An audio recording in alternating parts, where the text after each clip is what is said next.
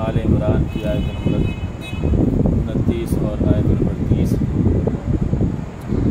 کل ہم نے آیت نمبر 28 میں یہ پڑھا، اللہ پاک نے یہ حکم دیے ہیں کہ کسی بھی قسم کے کافروں سے دلی دوستی نہ لگاؤ۔ ہاں، ظاہری رکھ رکھاؤ، ظاہری طور پر خوش خلقی اچھے اخلاق سے پیش آنا، اس کی اجازت ہے، لیکن یہ بھی ان لوگوں کے ساتھ جو حالتیں جنگ میں نہیں ہیں، یعنی برسر پیکار نہیں، عام نارمل جو کافر زندگی گزار رہے ہیں، ان کے ساتھ ظاہری اخلاق سے پیش آنا، ہمدردی ظاہری طور پر کرنا، کوئی بیمار ہو گیا ہے اس کی تیمارداری کرنا، کوئی ضرورت مند ہے اس کی کوئی خدمت کر دینا، اس کی اجازت ہے۔ خرید و فروخت کرنا، معاملات کرنا، اس کی اجازت ہے، لیکن دلی دوستی کسی کافر سے نہیں ہونی چاہیے۔ اب یہ معاملہ چونکہ ہے دل کا، اصل محبت مرکز جو ہے وہ دل، اب بعض دفعہ آدمی زبان سے کچھ کہہ دیتا ہے، دل میں کچھ ہوتا ہے۔ تو ان آیات میں سے پہلی آیت میں اللہ رب العزت اس پر تنبیہ کر رہے ہیں کہ دنیا والوں سے، لوگوں سے تو تم چھپا لو گے، دل میں کس کی محبت ہے، کس کی نفرت ہے۔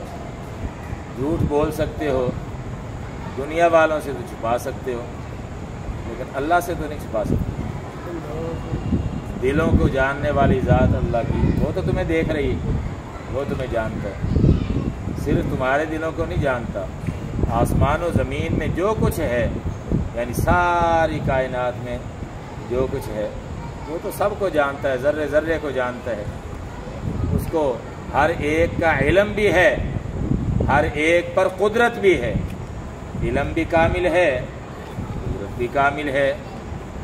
اس سے بچ کے جاؤ گے تو کہاں جاؤ گے؟ نہیں جا سکتے، کہیں بھی چھپ نہیں سکتے، بھاگ نہیں سکتے، دوڑ نہیں سکتے، چھوٹ نہیں سکتے، کہیں بھی فرار نہیں ہو سکتے۔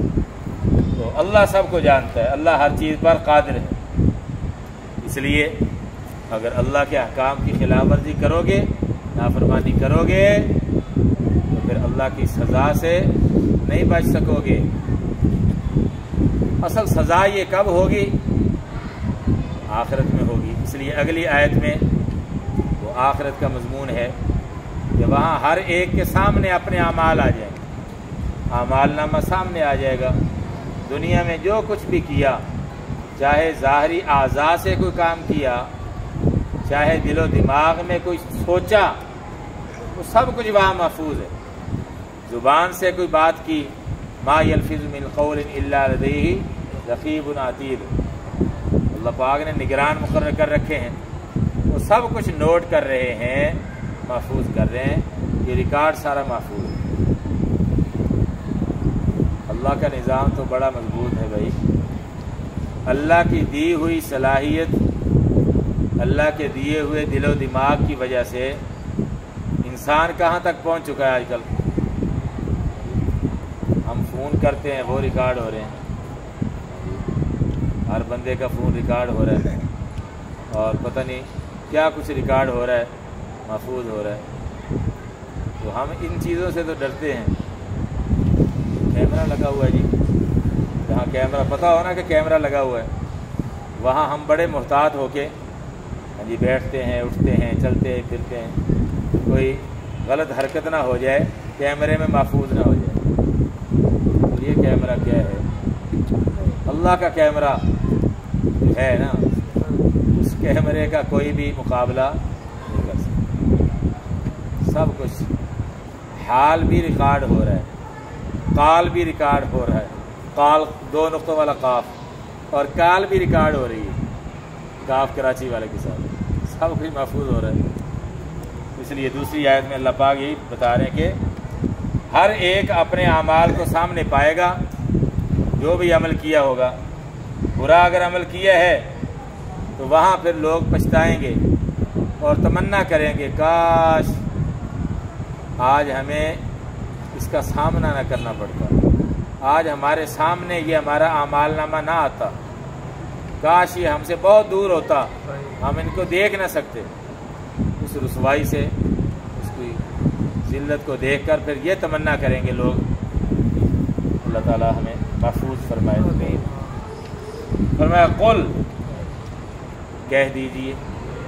اللہ پاک کس کو فرما رہے ہیں؟ نبی پاک صلی اللہ علیہ وسلم کو۔ آپ فرما دیجئے ان تخفو، اگر تم چھپاؤ گے۔ تخفو یہ اخفا سے ہے، اخفا، اخفا کا معنی ہوتا ہے چھپانا، مخفی رکھنا، مخفی اسی سے ہے۔ اگر تم چھپاؤ گے، ما، یہ ما اسم موصول ہے، وہ باتیں فی صدورکم جو تمہارے سینوں میں ہیں۔ صدور یہ صدر کی جمع ہے، صدر اصل تو کہتے ہیں سینے کو، لیکن سینے میں دل ہے، اس لیے بعض دفعہ صدر بول کر دل بھی مراد ہوتا ہے، سینہ بول کر، صدر کا لفظ بول کر دل مراد ہوتا ہے۔ تو یہاں یہی مراد ہے کہ دلوں میں تمہارے جو کچھ ہے اگر اس کو چھپاؤ گے، او تبدوہ، یا تم اس کو ظاہر کرو۔ تبدو یہ ابداء مصدر سے ہے، اس کا معنی ظاہر کرنا۔ کہہ دیجیے اگر تم چھپاؤ وہ باتیں یا وہ چیزیں جو تمہارے سینوں میں ہے، یا تم ان کو ظاہر کرو۔ یعلم اللہ، تو جان لے گا اس کو اللہ۔ یعلم اصل یعلم تھا، یہ ان کی وجہ سے، یہ ان شرطیہ ہے، اس کی وجہ سے یہ جو شرط و جزا جی ہے اس پر فعل مضارع پر جزم آتی ہے، اس وجہ سے یہ، ورنہ اصل تھا یعلم، تو ان کی وجہ سے یعلم، تو جان لے گا وہ سے مراد یہ جو کچھ دل میں تم نے چھپایا ہوا ہے، یہ ظاہر کیا۔ یعلم اللہ، تو جان لے گا اس کو اللہ، لفظ اللہ اس کا فاعل ہے یعلم کا، جان لے گا اللہ وہ اس کو، جو کچھ چھپاؤ گے یہ ظاہر کرو گے سب اللہ کے علم میں ہے۔ اس لیے یہ جو کہا جاتا ہے نا غیب کا علم یا عالم الغیب، یہ تو ہمارے اعتبار سے ہے، اللہ کے لیے تو کچھ بھی غیب نہیں ہے۔ یہ جو کہتے ہیں وہ غیب کو جانتا ہے، عالم الغیب ہے، اس کا مطلب یہ ہوتا ہے کہ جو چیزیں ہم سے مخلوق سے پوشیدہ ہیں اللہ اس کو بھی جانتا ہے، اور جو ہمارے سامنے ہیں اللہ ان کو بھی جانتا ہے۔ تو اللہ سے کوئی بھی پوشیدہ نہیں ہے۔ یہ عالم الغیب کا یہ مطلب ہے کہ جو ہمارے اعتبار سے چیزیں پوشیدہ ہیں۔ اچھا جی، تو فرمایا کہ اللہ تمہارے دلوں کی ساری باتوں کو جانتا ہے، وہ جان لے گا، اور صرف تمہارے دلوں تک یہ محدود نہیں ہے اللہ کا علم، اللہ کا علم تو بڑا وسیع ہے، ساری کائنات کو وہ گھیرے ہوئے ہے۔ آگے یہی وَيَعْلَمُ، اور وہ جانتا ہے ما، جو کچھ، یہ ما بھی سے موصول ہے، جو کچھ آسمانوں میں ہے اور جو کچھ زمین میں ہے، یہ ما بھی اس سے موصول ہے، اور وہ جانتا ہے جو کچھ آسمانوں میں ہے اور جو کچھ زمین میں ہے۔ آسمان و زمین کا لفظ بول کر پوری کائنات مراد ہوتی ہے، جیسے بعض دفعہ مشرق و مغرب کا لفظ بول کر ساری دنیا مراد لی جاتی ہے، اسی طرح آسمان و زمین کا لفظ بول کر ساری کائنات مراد ہے۔ اللہ تو ساری کائنات کو جانتا ہے، وہ جانتا بھی ہے اور اس کو قدرت بھی ہے، جو گڑبڑ کرے گا اس کو سزا بھی دے سکتا ہے۔ واللہ، اور اللہ، علی کل شیء، ہر چیز پر، کل شیء ہر چیز پر خوب قدرت رکھنے والا ہے۔ قدیر، میں کئی دفعہ بتا چکا ہوں، ایک لفظ ہے قادر، ایک قدیر۔ قدیر میں زور زیادہ ہے، جیسے عالم اور علیم۔ علیم کا جو لفظ ہے نا اس میں زور تاکید زیادہ ہے، تو اسی طرح قدیر کا لفظ، اللہ پاک وہ ہر چیز پر قدرت حاصل ہے۔ اچھا، یوم تجد، جس دن یہ پہلے بھی میں نے ایک دو دفعہ بات بتائی تھی، ایسے موقع پر نا شروع میں ایک فعل چھپا ہوتا ہے، اذکر، تو یاد کر یا یاد رکھ، یوم، اس دن کو، جس دن پائے گا، تاجدو، پائے گا، کل نفس، ہر نفس یعنی ہر جان یا ہر انسان، جس دن پالے گا ہر نفس، ما، اس چیز کو، عملت، جو اس نے عمل کیا، من خیر، بھلائی میں سے، محضرن، حاضر، محضر حاضر سے ہے یہ لفظ، احضار، حاضر کیا ہوا، لفظی ترجمہ یہ بنتا ہے محضرن، حاضر کیا ہوا، یعنی جو بھی اس نے نیکی کا کام کیا ہے وہ وہاں حاضر ہوگا اس کے سامنے۔ کیسے حاضر ہوگا؟ اعمال نامے کے اندر سب لکھا ہوگا، سب لکھا ہوگا اعمال نامے میں کہ یہ اس نے نیکی کا کام کیا تھا۔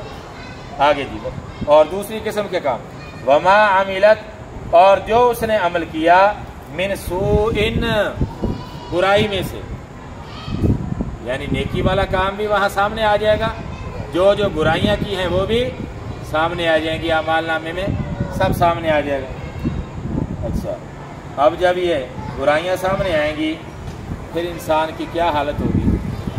تودو، وہ انسان یا وہ نفس تمنا کرے گا، تودو، ودا یودو کا معنی تمنا کرنا، چاہنا، آرزو کرنا، تو تمنا کرے گا۔ لو کا معنی کاش، انا، بے شک، بینہا، اس برائی کے درمیان، و بینہو، اور اس انسان کے درمیان، یعنی اپنے بارے میں کہے گا، آمدن بعیدن، آمدن کا معنی فاصلہ، مسافت، سفر، جی، اور بعیدن کا معنی دور کا، آمدن بعیدن، دور کا فاصلہ ہوتا، وہ تمنا کرے گا کہ کاش یقیناً اس برائی اور اس انسان کے درمیان دور کا فاصلہ ہوتا۔ مطلب یہ ہے کہ آج مجھے یہ برائی دیکھنا نہ پڑتی، اتنی دور ہو جاتی کہ مجھے کاش یہ نظر نہ آتی، لیکن اس وقت کی کاش، اس وقت کی یہ تمنا اور حسرت کسی کام کی نہیں ہوگی۔ تمنا تو لوگ اس وقت یہ بھی کریں گے کہ اب ہمیں دنیا میں بھیج دے، اے اللہ اب ہمیں دنیا میں بھیج دے، اب ہم نیکی کر کے آئیں گے۔ اللہ پاک فرمائیں گے، اولم نعمرکم ما یتذکر فیہ من تذکر وجاءکم النذیر، کیا میں نے تمہیں اتنی عمر نہیں دی تھی کہ جس میں تم نصیحت حاصل کرنا چاہتے تو کر سکتے تھے، موقع تمہیں بہت ملا۔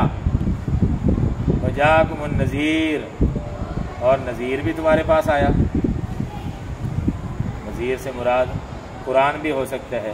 نذیر کا معنی ڈرانے والا، آگاہ کرنے والا، تنبیہ کرنے والا، متنبہ کرنے والا۔ نبی پاک صلی اللہ علیہ وسلم بھی نذیر ہیں، بشیر اور نذیر، قرآن بھی نذیر ہے، اور مفسرین نے ایک تفسیر یہ بھی بیان کی ہے بڑھاپا بھی نذیر ہے، بال چٹے آ جاتے ہیں، چاندی آتی ہے، تو یہ بھی انسان کے لیے ایک الارم ہے کہ بس اب پلیٹ فارم خالی کرنے کا وقت آ چکا ہے، اب متنبہ ہو جاؤ، چکنے ہو جاؤ۔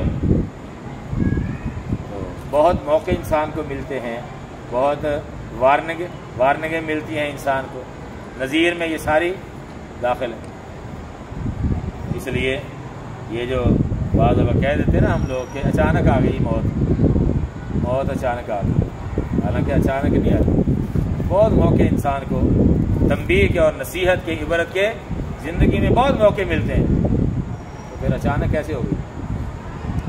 اللہ کی طرف سے طے شدہ ہے سب۔ کاش، وہ تمنا کرے گا کہ کاش بے شک اس کے اور اس برائی اور اس کے درمیان دور کا فاصلہ ہوتا۔ اب آخر میں اللہ پاک پھر کہہ رہے ہیں، یہ جملہ پہلے بھی آ چکا ہے، وَيُحَذِّرُكُمُ اللَّهُ، اور تمہیں ڈراتا ہے اللہ، نفسہ، اپنے آپ سے، اپنی ذات سے۔ اللہ تمہیں ڈرا رہا ہے کہ مجھ سے بچ جاؤ، میری پکڑ اگر آ گئی تو تم کہیں کے نہیں رہو گے، کوئی تمہیں بچا نہیں سکے گا، اس لیے بچ جاؤ مجھ سے، یحذرکم اللہ نفسہ، میرے عذاب سے بچ جاؤ، میری نافرمانی سے بچ جاؤ، اللہ تمہیں ڈرا رہا ہے۔ یہ بھی اللہ پاک کی مہربانی ہے کہ بار بار، اتنا تو ماں باپ اپنے بچے کو بار بار نصیحت نہیں کرتے، بار بار ایک ہی بات ماں باپ بھی اتنی کثرت سے نہیں کہتے ہوں گے جتنی اللہ پاک کو شفقت ہے اپنے بندوں پر۔ تو اللہ پاک ڈرا رہا ہے تو یہ ڈرانا بھی اس کی مہربانی اور اس کی شفقت ہے، یہ تنبیہ کر رہا ہے، سمجھا رہا ہے کہ باز آ جاؤ۔ اس لیے اس تنبیہ کے بعد آگے کیا کہا؟ واللہ رؤوف بالعباد، اور اللہ بڑا مہربان ہے بندوں پر، رؤوف بڑا مہربان، بالعباد بندوں پر مہربان کیوں ہے؟ یحذرکم اللہ نفسہ، تمہیں بار بار سمجھا رہا ہے، تنبیہ کر رہا ہے، تمہیں ڈرا رہا ہے، آگاہ کر رہا ہے، متنبہ کر رہا ہے، تو یہ اس کی مہربانی تو ہے۔